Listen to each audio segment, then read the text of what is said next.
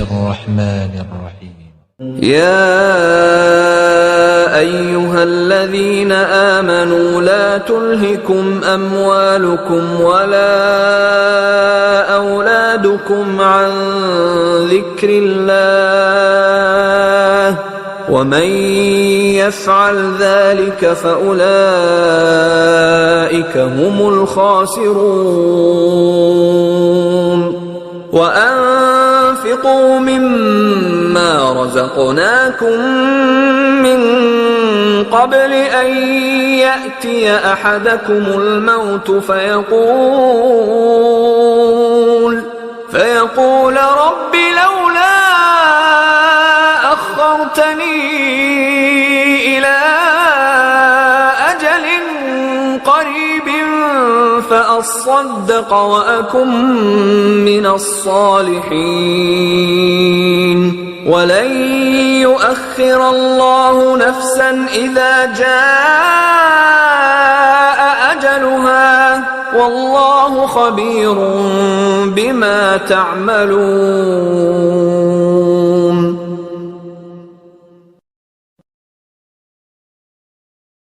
إن الحمد لله نحمده ونستعينه ونستغفره ونؤمن به ونتوكل عليه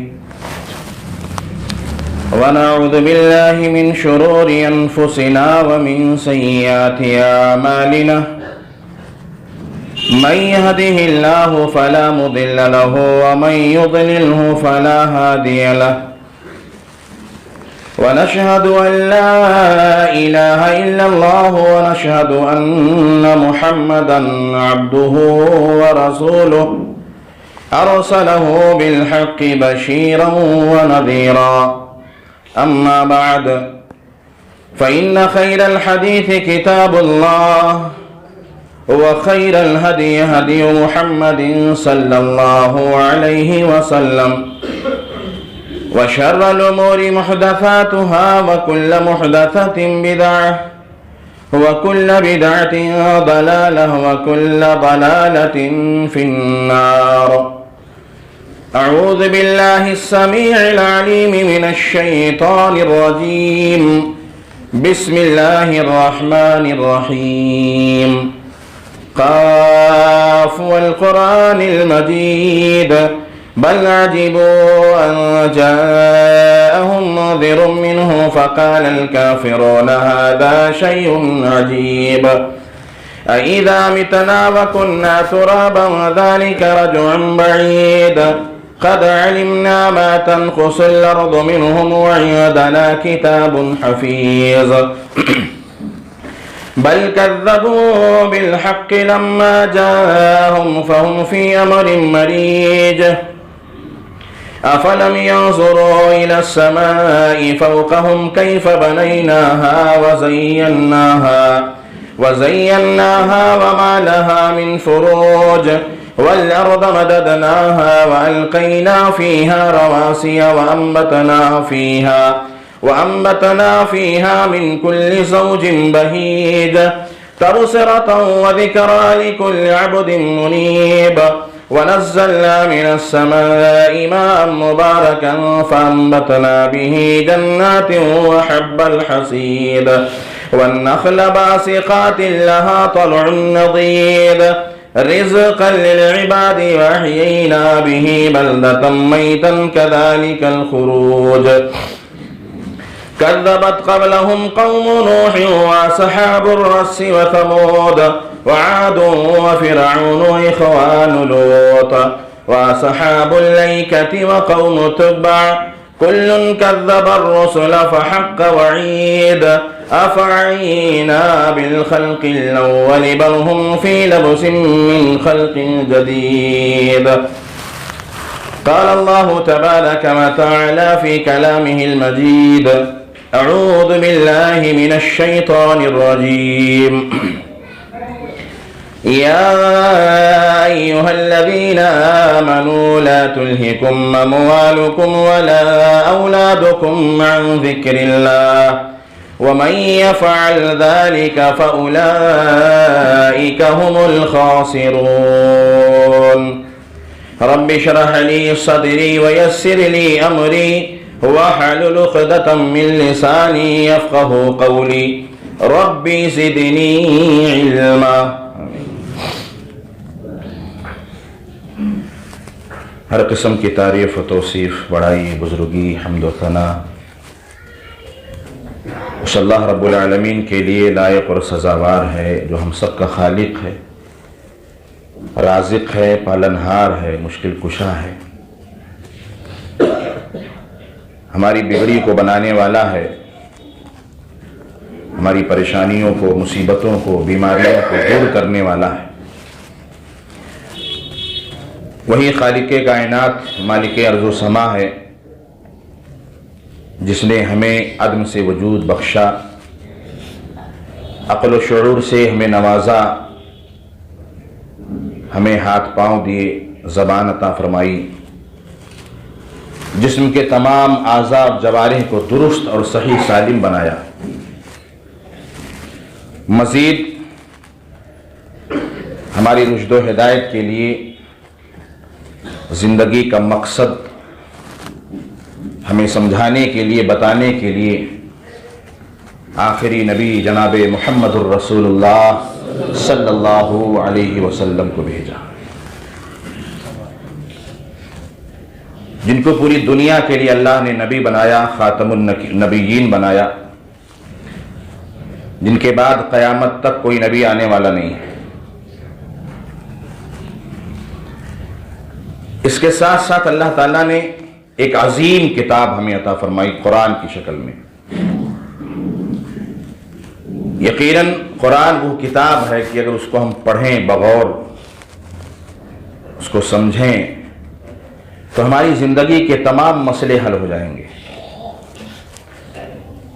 ہماری زندگی کی جو پریشانیاں ہیں روزمرہ کی، وہ سب کے سب ختم ہو جائیں گے انشاءاللہ، اگر ہم نے قرآن صحیح طریقے سے سمجھا، پڑھا.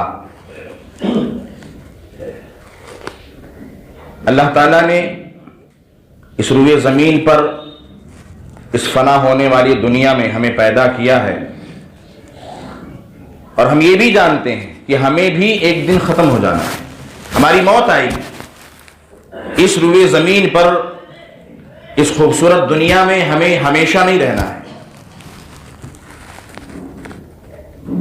اور قیامت کی نشانیوں میں سے ہے حادثات کے ذریعے موت آنا، اچانک موت آنا، جوانی کی حالت میں موت آنا.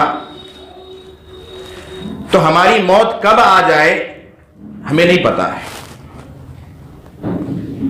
ہمیں کہیں جانا ہوتا ہے تو اس کے لیے ہم پہلے سے تیاری کر کے رکھتے ہیں. جیسے ایک انسان کو سفر کرنا ہو اور 5 بجے اگر اس کی ٹرین ہو، فلائٹ ہو، بس ہو، تو وہ 4 بجے کیا وہ 3 ہی بجے اٹھ جائے گا، بھلے وہ فجر کی نماز کے لیے کبھی نہ اٹھے، جبکہ وہ زندگی کا اصل کام ہے. تو ہر آدمی اپنے جانے سے پہلے جانے کی تیاری کر کے رکھتا ہے. ایسے ہی موت آنے سے پہلے، موت کے بعد کے جو مراحل ہیں اس کی ہمیں تیاری کر کے رکھنی چاہیے. اللہ نے بہت ساری نعمتیں ہمیں عطا فرمائی ہیں، ہمیں ان نعمتوں کی قدر کرنی چاہیے. لیکن ہم بہت ساری نعمتوں کی قدر نہیں کرتے. جیسے کھانے کو لے لو، کھانے کے بغیر انسان جی نہیں سکتا ہے، لیکن ہمیں اس کھانے کی بھی قدر نہیں ہے. ہر آدمی یہ سوچتا ہے کہ میں فلاں سے بڑا بن جاؤں، فلاں سے زیادہ ہمارے پاس دولت، ثروت، مرتبہ، جاہ و حشمت ہمارے پاس آ جائے. جبکہ اللہ کے نبی صلی اللہ علیہ وسلم نے کیا فرمایا؟ اپنے سے نیچے کو دیکھو. ہم اللہ کا شکر ہے تازہ کھانا کھاتے ہیں. کتنے ایسے لوگ ہیں جو کچروں میں سے اٹھا اٹھا کے باسی کھانا کھاتے ہیں. کتنے ایسے ہیں جو کئی کئی دن بھوکے رہتے ہیں. اللہ نے ان سے تو ہمیں بہتر بنایا ہے نا، پھر بھی ہم اللہ کی ناشکری کرتے ہیں. تو کھانے کی بہت زیادہ ہم ناقدری کرتے ہیں. اس معاملے میں میں توجہ دلاؤں گا اپنی ماں اور بہنوں کو کہ جو کھانا بچ جانے کے بعد گھروں کے باہر گلیوں میں پھینک دیتی ہیں. آنے جانے والوں کے پاؤں تلے پڑتا ہے، گاڑی سے آنے جانے والوں کے گاڑیوں کے نیچے پڑتا ہے، وہ نعمت جس نعمت کے بغیر ہم زندہ نہیں رہ سکتے، تو بتائیے اللہ ہمیں ترقی دے گا، اللہ ہمیں فتح اور کامرانی سے نوازے گا؟ نہیں نواز سکتا ہے۔ انہی نعمتوں میں سے ایک نعمت اولاد کی نعمت ہے، اس کی بھی ہم قدر نہیں کرتے، اس کی بھی ہم قدر نہیں کرتے۔ آج اس دور کی سب سے اہم ضرورت اگر دیکھی جائے نعمتوں میں تو اولاد بہت ہی اہم ضرورت ہے اور نعمت ہے، اور سب سے زیادہ بے راہ روی کے شکار، غفلت کے شکار اگر کوئی ہے اس دور میں تو وہ والدین ہیں جو اپنی اولاد سے غافل ہو چکے ہیں۔ اللہ کے نبی جناب محمد الرسول اللہ صلی اللہ علیہ وسلم یقیناً بہت عظیم نعمت ہے میرے بھائیوں، ہم اس کو بہت ہلکے میں لے رہے ہیں اپنی اولاد کو، چاہے بچہ ہو یا بچی ہو۔ اللہ نے جو قرآن میں فرمایا کہ یا ایھا الذین آمنوا قوا انفسکم واہلیکم نارا، یا ایھا الذین آمنوا لا تلہکم اموالکم ولا اولادکم عن ذکر اللہ، اپنے آپ کو بچاؤ، اپنی اولاد کو بچاؤ آگ سے، تمہارے مال تمہاری اولاد کہیں اللہ کے ذکر سے تم کو غافل نہ کر دیں، اور کر رہے ہیں غافل کر رہے ہیں۔ وَمَن يَفْعَلْ ذَلِكَ فَأُولَٰئِكَ هُمُ الْخَاسِرُونَ، اور جان لو اگر ایسا کوئی کر رہا ہے تو وہ خسارہ اٹھانے والوں میں سے، گھاٹا اٹھانے والوں میں سے ہے۔ ہم کیسے آگ سے بچائیں گے اپنے اولاد کو؟ آگ تو ہمارے سامنے موجود نہیں ہے، آگ سے بچانے کے لیے اس کے اسباب ہمیں تلاشنا ہے۔ ایک انسان دنیا سے چلا جاتا ہے، مر جاتا ہے، ختم ہو جاتا ہے، اور ہم جانتے ہیں ہمیں مرنا ہے، اور ہمارے مرنے کے بعد ہمارے سارے اعمال منقطع ہو جائیں گے، اس پر اسٹاپ لگ جائے گا۔ لیکن کوئی یہ چاہتا ہے کہ میں مر جاؤں، قبر میں جاؤں، پھر بھی مجھے ثواب ملتا رہے، صدقہ جاریہ ہوتا رہے۔ تو اللہ کے نبی جناب محمد الرسول اللہ صلی اللہ علیہ وسلم نے فرمایا اذا مات الانسان انقطع عمله الا من ثلاث الا من صدقۃ جاریہ، تین چیزیں ایسی ہیں جو مرنے کے بعد بھی اس کا ثواب ملتا رہتا ہے۔ صدقۃ جاریہ، صدقہ جاریہ، کوئی ایسی چیز، کہیں نل لگوا دیا، ٹیوب ویل بنوا دیا جس سے لوگ فائدہ اٹھا رہے ہیں، پانی پی رہے ہیں، یا اور کوئی درخت لگوا دیا، لوگ اس کے نیچے سایہ حاصل کر رہے ہیں، یہ صدقہ جاریہ ہے۔ او علم ينتفع بھی، ایسا علم چھوڑ کر کے مرا کہ اس علم سے لوگ فائدہ اٹھا رہے ہیں، لوگ راہ راست پہ آ رہے ہیں، غلط چیزوں کو، غلط طریقوں کو چھوڑ رہے ہیں، اس علم کے چھوڑنے کی وجہ سے، بتانے کی وجہ سے، اس کا ثواب بھی اس کو قیامت تک ملتا رہے گا۔ او ولد صالح يدعو له، یا نیک اولاد جو اس کے مرنے کے بعد اس کے لیے دعائیں کرے۔ اللہ کے نبی صلی اللہ علیہ وسلم نے نیک اولاد کی قید لگائی، پتہ یہ چلا کہ اولاد نیک ہوگی تبھی دعا کرے گی، بری ہوگی تو دعا نہیں کرے گی، بد ہوگی، بد اخلاق ہوگی، بد کردار ہوگی، راہ راست سے بھٹکی ہوئی ہوگی تو وہ اپنے والدین کے لیے دعا نہیں کر سکتی ہے۔ زیادہ زیادہ 40 دن پہ ایک بار جو ہے 40واں کر دیا، 100واں کر دیا، 30 کر دیا، 10واں کر دیا، اس کے بعد پچھلی کچھ نہیں کرنے والی۔ تو اولاد کو نیک بنانے کی ہم فکر کریں، اور اولاد کو وہی نیک بنائے گا جو خود نیک ہوگا۔ تو پہلے ہمیں اپنے نیک بننے کی ضرورت ہے۔ میرے بھائیوں، بہت ساری باتیں ہیں اولاد کے تعلق سے کہ اولاد کی پرورش کیسے ہوتی ہے، کیسے کیسے ہمیں اس کے بارے میں دھیان دینا ہے۔ حضرت عبداللہ ابن عباس رضی اللہ تعالی عنہ فرماتے ہیں کہ میں ایک چھوٹا سا بچہ تھا، اللہ کے نبی صلی اللہ علیہ وسلم کے ساتھ کہیں جا رہے تھے، سفر میں تھے، اور اللہ کے نبی صلی اللہ علیہ وسلم کے پیچھے وہ سوار تھے غالباً۔ اللہ کے نبی صلی اللہ علیہ وسلم نے ان کو آواز دی، کیا آواز دی؟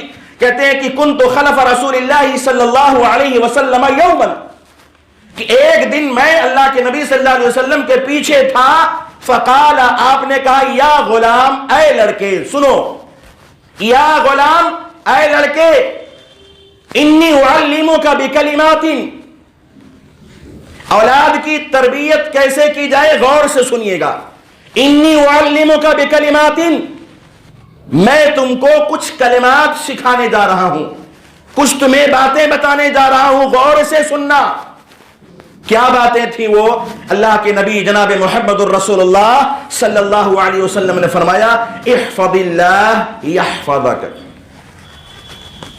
سب سے پہلی بات بچے دھیان میں رکھنا کہ تم اللہ کی حفاظت کرنا، اللہ تمہاری حفاظت کرے گا. اللہ کی حفاظت کیسے ہمیں کرنا ہے؟ اللہ کو تو کسی چیز کی حفاظت کی ضرورت ہی نہیں. اللہ تو پوری کائنات کا خالق ہے، مالک ہے، پیدا کیا ہے. سب کی حفاظت تو وہ کرنے والا ہے، اس کی حفاظت کیسے کی جائے؟ اللہ کی حفاظت کرنے کا مطلب یہ ہے اللہ تعالیٰ کے احکامات پر عمل پیرا ہونا، اللہ تعالیٰ کے بتائے ہوئے طریقے پر چلنا، اس پہ قائم رہنا، اللہ کو پہچاننا، اللہ کی نافرمانی سے بچنا. یہ ہے اللہ کی حفاظت.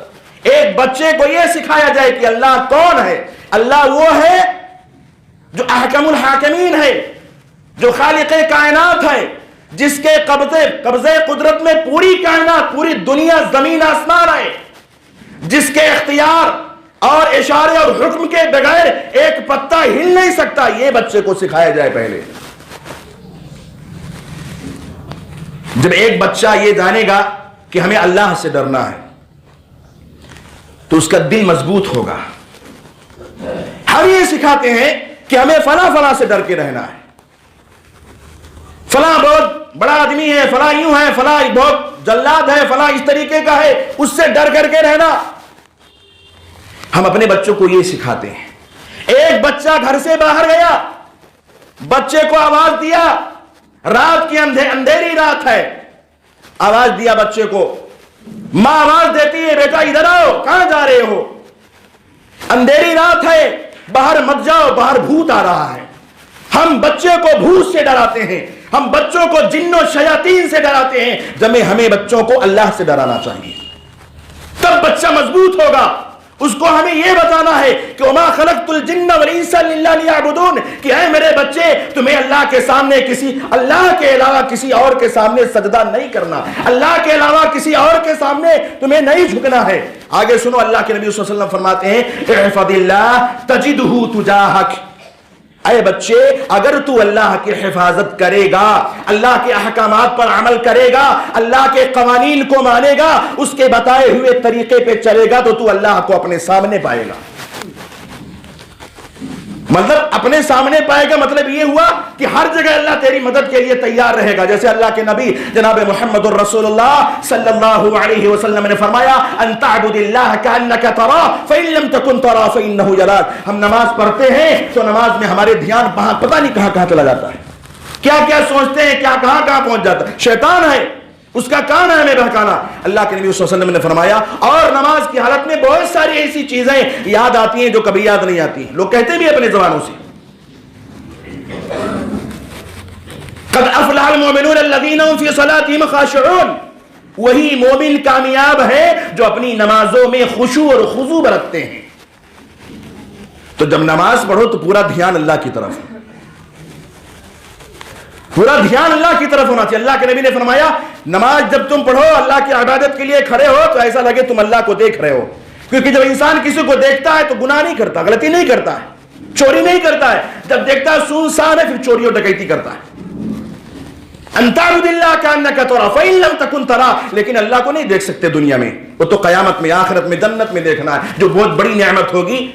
فإن لم تکن تراہ فإنہ یراک. یہ تو یقین ہے نا کہ اللہ ہمیں ضرور دیکھ رہا ہے، اللہ تعالیٰ ہمیں ضرور دیکھ رہا ہے اور ہمیں اللہ ہی سے بچنا ہے. مطلب اللہ ہی کی نافرمانی اور معصیت سے بچنا ہے.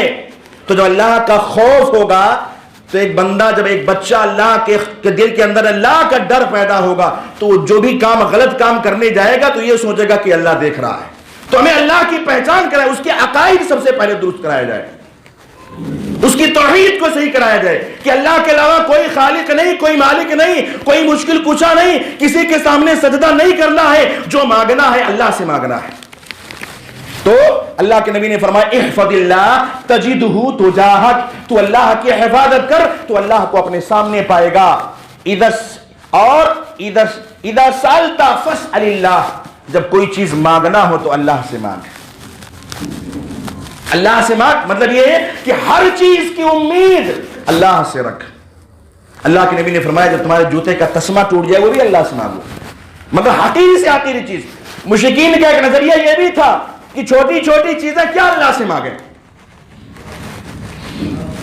تو ہر چھوٹی سے بڑی چیز جو بھی ہے اس کی امید رجا سب کچھ اللہ سے ہونی چاہیے.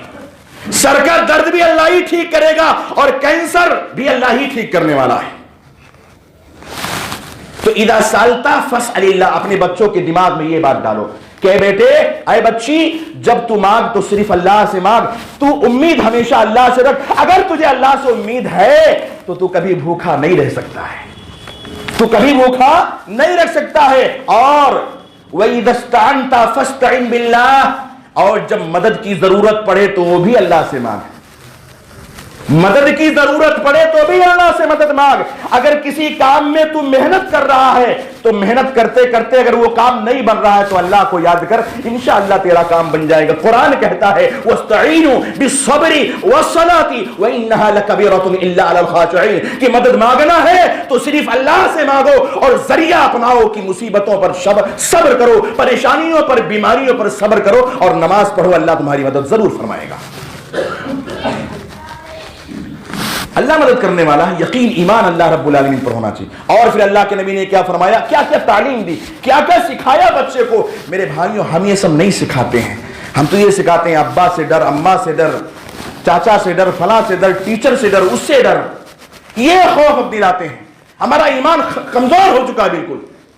اللہ کے نبی نے فرمایا وَاعْلَمْ ان الامه لو اجتمعت على ان ينفعك بشيء لن ينفعك الا بشيء قد كتبه الله لك. اور ایک بات اور سن لو بچے کی، جان لو ان الامه لو اجتمعت على ان ينفعك، کہ اگر پوری کائنات، پوری امت، دنیا کے سارے لوگ یہ چاہیں کہ تم کو نفع پہنچا دے، تمہیں آگے بڑھا دیں، تمہیں ترقی دے دے، لم ينفعك الا بشيء قد كتبه الله لك، تو 5 پیسے کا نفع تم کو نہیں پہنچا سکتے ہیں جب تک اللہ نہیں چاہے گا. اللہ کی منشا کے بغیر کچھ نہیں ہو سکتا. پوری دنیا تم کو چاہے کہ وہ نفع دے دے، اونچائی پر پہنچا دے، کچھ نہیں کوئی کر پائے گا. اور وَلَوِ اجْتَمَعَ عَلَىٰ أَن يَضُرُّكَ شَيْءٌ لَمْ يَضُرُّكَ إِلَّا بِشَيْءٍ قَدْ كَتَبَهَ اللَّهُ عَلَيْكَ. اگر پوری دنیا کے لوگ تمہیں شکست دینا چاہیں، نقصان پہنچانا چاہیں، تمہیں ختم کرنا چاہیں تو ختم نہیں کر سکتے، نقصان نہیں پہنچا سکتے مگر وہ جو تمہاری تقدیر میں، یا جب تک اللہ نہیں چاہے گا. یہ ایمان ہونا چاہیے. یہ ایمان، یہ تعلیم ہمیں کس کے اندر پیدا کرنا ہے؟ اپنی اولاد کو بتانا ہے کہ سب کچھ کون ہے. جب پیدا اللہ نے کیا، روزی اللہ دیتا ہے، پیٹ اللہ بھرتا ہے، تو پھر کرنے والا، بگاڑنے والا، بنانے والا، سب کچھ کرنے والا اللہ کی ذات ہے. تو اللہ کی پہچان ہمیں اپنے بچے کو کرائی جائے. اور اللہ کے نبی صلی اللہ علیہ وسلم فرماتے ہیں رفعت الاقلام وجفت الصحف، جو کچھ اللہ نے لکھ دیا، کہہ دیا، وہ سب کچھ اب اسی پر مہر لگ چکی ہے، کچھ آگے پیچھے نہیں ہو سکتا ہے، کچھ نہیں ہو سکتا ہے. تو یہ تعلیم اپنے بچوں کو ہمیں دینا چاہیے. عقائد کی تعلیم، اس کے عقائد کو سدھارو، اس کے عقائد کو بناؤ. کیونکہ اگر ہم نماز بھی پڑھتے ہیں، روزہ بھی رکھتے ہیں، سب کچھ کرتے ہیں، لیکن اگر ہمارا عقیدہ خراب ہے تو جنت میں نہیں جا سکتے. مشرک بھی تو نماز پڑھتا ہے، نماز بھی پڑھتا ہے، قبر کے اوپر بھی اپنے سر کو جھکاتا ہے، تو کیا وہ جنت میں چلا جائے گا؟ یقیناً. آپ قرآن اٹھاؤ، حدیث اٹھاؤ، جو اللہ کے سامنے بھی جھکتا ہے اور قبروں کے سامنے بھی جھکتا ہے، وہ کبھی جنت میں داخل نہیں ہو سکتا جب تک کہ وہ اپنے شرک سے توبہ نہیں کر لے گا. اور بہت ساری باتیں ہیں. ایک سوال یہ آیا کہ جیسے اگر کسی کے ہاں بچے کی پیدائش ہوئی، بہت ساری باتیں ذہن میں آئی، کیونکہ اولاد کی تربیت یقیناً بڑی چھوٹی چیز نہیں ہے، بہت اہم ہے. یہ ہمیں دھیان دینے کی ضرورت ہے. ہماری زندگی کے مشنوں میں ایک مشن یہ بھی ہے کہ اپنی اولاد کو نیک بنائیں. کسی نے یہ پوچھا کہ اگر ہم نے بچے کا نام رکھ دیا اور اگر نام اچھا نہیں ہے نام شرکیہ ہے، کفریہ ہے، یا اور کسی ایسا نام ہے جو جس کا معنی غلط ہوتا ہے، تو اب کیا کریں؟ چونکہ نام 7ویں دن رکھا، عقیقہ بھی کر دیا، تو کچھ لوگ ایسے مشورہ دیتے ہیں، یا کچھ جو ہے جگہوں پر کچھ لوگوں کے اندر یہ چیز ہے کہ اگر ہم پھر سے نام رکھیں تو پھر سے عقیقہ کرنا پڑے گا۔ صحیح بخاری کی روایت ہے، حضرت ابو ہریرہ رضی اللہ تعالیٰ عنہ حدیث کے راوی ہیں، فرماتے ہیں کہ اللہ کے نبی صلی اللہ علیہ وسلم کی بیوی حضرت زینب رضی اللہ تعالیٰ عنہ، ان کا نام تھا برہ، ان کا نام برہ تھا، جس سے لوگوں نے یہ کہا کہ جو ہے وہ اپنے آپ کو بہت پاکیزہ ظاہر کرتے ہیں۔ برہ کے معنی نیک، پاکیزگی کے معنی میں آتا ہے کہ وہ بہت پاکیزہ ظاہر کرنے لگی ہیں، تو حضرت اللہ کے نبی صلی اللہ علیہ وسلم نے ان کے نام کو بدل دیا اور رکھ دیا زینب۔ ایک دوسری روایت ہے حضرت عبداللہ بن عباس رضی اللہ تعالیٰ عنہ کی، فرماتے ہیں کہ اللہ کے نبی صلی اللہ علیہ وسلم نے حضرت جویریہ رضی اللہ تعالیٰ عنہ کا نام برہ تھا، پھر اللہ کے نبی صلی اللہ علیہ وسلم نے ان کا نام جویریہ رکھا۔ حضرت ابن عمر رضی اللہ تعالیٰ عنہ فرماتے ہیں کہ حضرت عمر رضی اللہ تعالیٰ عنہ کی بیٹی کا نام عاصیہ تھا۔ عاصیہ مطلب سواد سے۔ اب دیکھیے میں ایک بات بتاؤں نالج کی، جانکاری کی، ہم لوگ نام رکھتے ہیں تو انٹرنیٹ سے دیکھتے ہیں، گوگل سے نکالتے ہیں، اور وہ چیز انگلش میں آتی ہے۔ اسلامی تعلیم کے نہ حاصل کرنے کا ایک نقصان یہ بھی ہے، دین کی تعلیم نہ حاصل کرنے کا ایک نقصان یہ بھی ہے۔ عمر رضی اللہ تعالیٰ عنہ کی بیٹی کا کیا نام تھا؟ عاصیہ۔ اب ہم کو کیا معلوم کہ عاصیہ میں سین ہے کہ سواد ہے کہ شین ہے کہ کیا ہے، کچھ نہیں پتا، انگلش میں آیا نام رکھ دیا ہم نے۔ اگزامپل لے لو، عاصیہ کے معنی ہوتے ہیں عین الف سواد ہے یا ہاں، عاصیہ کے معنی ہوتے ہیں گناہ کرنے والی۔ اللہ کے حضرت عمر رضی اللہ تعالیٰ عنہ نے اپنی اس بیٹی کا یہ نام تبدیل کر کے اس کا نام رکھ دیا جمیلہ، یعنی خوبصورت۔ تو ہمارے ناموں کے اندر جو گڑبڑی ہوتی ہے اس کی ایک وجہ یہ ہے کہ ایک تو ہم اسلامی نام نہیں اختیار کرتے ہیں، ماڈرن نام تراشتے ہیں۔ دور حاضر کے جو کرکٹر ہوں یا اور دوسری چیز جو بہت مشہور لوگ ان کے ناموں کو رکھتے ہیں، اور گوگل اور انٹرنیٹ سے قرآن حدیث میں بھی، حدیث کے اندر نام نہیں ہے، انبیاء کے نام، صحابی کے نام، صحابیات کے نام، ام المومنین، امہات المومنین کے نام، بہت سارے ایسے نام ہیں، آپ ان کو رکھیے، ان کے معنی بھی اچھے ہیں۔ تو ایک یہ ہے کہ اگر نام خراب ہو، نام کے معنی الگ ہوں تو ہم تبدیل کر سکتے ہیں، اس میں اور الگ سے کچھ کرنے کی ضرورت نہیں ہے۔ ایک چیز اور، ایک سوال یہ بات آئی کہ جیسے اولاد پیدا ہوئی، بچہ پیدا ہوا، 7ویں دن اس کا عقیقہ کیا جائے، جانور ذبح کیا جائے، اس کا ختنہ کیا جائے، تو کیا یہ واجب ہے ختنہ کرنا؟ مختون ختنہ کیا واجب ہے؟ انبیاء کرام کی سنت ہے، صحیح بخاری کی روایت ہے۔ حضرت ابو ہریرہ رضی اللہ تعالیٰ عنہ فرماتے ہیں کہ اللہ کے نبی حضرت ابراہیم علیہ السلام کا جب ختنہ ہوا تو ان کی عمر 80 سال کی تھی۔ تو ختنہ یہ انبیاء کرام کی سنت ہے۔ اور ایک حسن روایت ہے، حضرت جابر رضی اللہ تعالیٰ عنہ فرماتے ہیں کہ اللہ کے نبی صلی اللہ علیہ وسلم نے اپنے نواسے حضرت حسن اور حسین کا جب عقیقہ کیا، 7ویں روز عقیقہ کیا اور ختنہ کروایا۔ تو یہ ختنہ یہ انبیاء کرام کی سنت ہے، اس کا کوئی وقت جب مناسب ہو، بہتر یہ ہے کہ بچپن میں کرا لیا جائے، سب سے بہتر ہے۔ اس کے علاوہ ایک چیز اور بڑی اہم بات ہے میرے بھائیوں، مائیں اور بہنیں ذرا غور سے سنیں گی اس بات کو۔ جب بچے کی پیدائش ہوتی ہے تو بچے کو نظر بد سے بچانے کے لیے کالا ٹیکا لگاتے تھے۔ بچے کو نظر بد سے بچانے کے لیے گلے میں یا ہاتھ میں یا اور کہیں اس کو کالی چیز یا کوئی جو ہے تعویذ یا اور کوئی چیز پتھر وغیرہ پہنا دیتے ہیں۔ پوچھنے پہ یہ پتا چلتا ہے کہ تاکہ اس کو نظر بد نہ لگے۔ اللہ کے نبی صلی اللہ علیہ وسلم کی حدیث ہے، من علق تمیمۃ فقد اشرک، جس نے کوئی تمیمہ، تعویذ، گنڈا، دھاگا لٹکایا اس نے شرک کیا۔ پہلی بات۔ اور ہم دعا پڑھتے اللہم لا مانع لما اعطیت ولا موتع لما منعت، اللہ جسے چاہے دے اس کو کوئی روک نہیں سکتا، اور جس سے روک لے اسے کوئی دے نہیں سکتا۔ ولا ينفع ذا الجد منك الجد، اور کوئی بہت بڑا صاحب حیثیت کیوں نہ ہو، کوئی بہت بڑا ولی اور بزرگ نہ ہو، اللہ کے آگے کسی کی چلنے والی نہیں ہے۔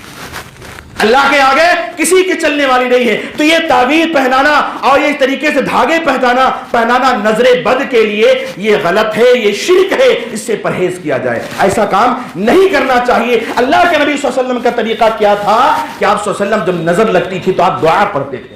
آپ کو کچھ نہیں یاد ہے؟ سورۃ الفلق سورۃ الناس پڑھ کر کے آپ دم کر دیجئے. آپ کو دعا یاد ہے؟ اعوذ بکلمات اللہ التامۃ اعوذ بکلمات اللہ تامۃ من کل شیطان وہامۃ ومن کل عین لامہ.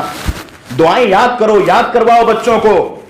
یہ ہے اسلامی چیز, یہ ہے اولاد کی تربیت کا طریقہ. اور بہت ساری چیزیں ہیں اولاد کے تعلق سے, اور بڑی اہم چیزیں ہیں جس سے ہم اللہ بلد ہیں, غافل ہیں, جانتے نہیں ہیں, جانتے ہیں تو کرتے نہیں. انشاءاللہ آئے گی بات جو ہے. اللہ سے دعا کریں, توفیق مانگیں کہ اللہ تعالی ہم سب کو نیک بنائے اور ہمارے بچوں کو بھی نیک بنائے. اللہ تعالی ہم سب کو جو ہے نیک عمل کی توفیق عطا فرمائے. اللہ رب العالمین ہم سب کو دین سننے, سمجھنے, پڑھنے, حاصل کرنے اور اس پر عمل کرنے کی اللہ تعالی ہمیں توفیق عطا فرمائے. اللہ جب تک ہمیں دنیا میں رکھے توحید پر, ایمان پر رکھے اور خاتمہ بالخیر عطا فرمائے. آمین. تقبل یا رب العالمین. بارک اللہ لنا ولکم فی القرآن العظیم ونفعنی وإیاکم بالآیات والذکر الحکیم. انہ تعالی جواد کریم ملک رؤوف رحیم.